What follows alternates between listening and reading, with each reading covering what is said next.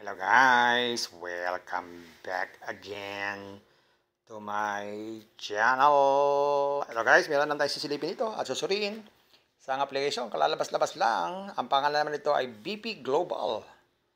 So susuriin natin. So samahan nyo ako guys. Pero bago yan, baka naman di ko pa kayo friend sa YouTube. Please click the subscribe button and also the bell button para naman ma-notify ko kayo. Meron akong bagong video. And also share and like sa mga mahilig kumita ng free online. At sa mga nandyan na gusto naman magsuri, pwede rin mag-register, magsuri. Maganda nga yan, marami nagsusuri sa sari-saring application lumalabas sa ating internet world. Again, hindi to commercial, hindi to promotion, hindi rin advertisement para sa BP Global. Sadya lamang sinusuri natin ang sari-saring application na lumalabas minuminuto sa ating internet world. Kaya, let's go na! So, mag-sign up muna tayo guys. So, simple lang mag-sign up. Maglalagay lang dito ng mga information, kagaya ng cellphone number, password, at saka yung CAPTCHA. So, nilagay na natin. Click natin itong sign up. So, mali daw yung CAPTCHA. So, ulitin lang natin.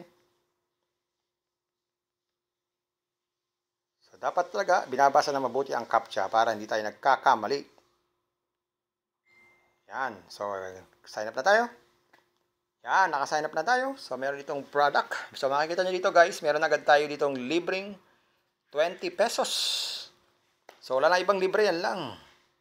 So, para di tayo kumita dito, kagaya ng aking thumbnail, nakalagay dito, kailangan natin mag-invest ng 150 para maging yan ay 11,498. So, yung 150 natin, magiging 11,498 yan. Sa loob ng isang taon. Kasi ang kita yan sa isang araw ay 32 pesos. Meron din namang 300 pesos ng investment. Kikita yan ng 24,090 sa loob ng isang taon, pero 66 lang yan every day. Meron din namang 500, 150 naman ang everyday nakita niyan. Meron din namang 1,000. Ang everyday niyan ay 250. Total 91,250 pesos. Gagawin lang, pag nakapili tayo dyan, kiklik nyo lang tong picture. Itong arrow. Yan. Tapos, click natin itong buy.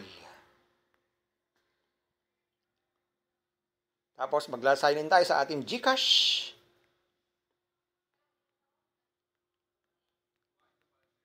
Yan. Tapos, i-click natin itong next. Ayun, meron na tayong investment nun. Ganun lang kasimple.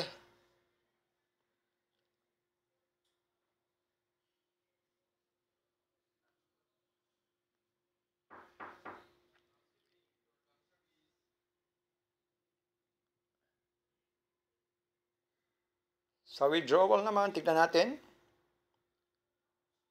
Mag-withdraw tayo. Click natin itong withdraw.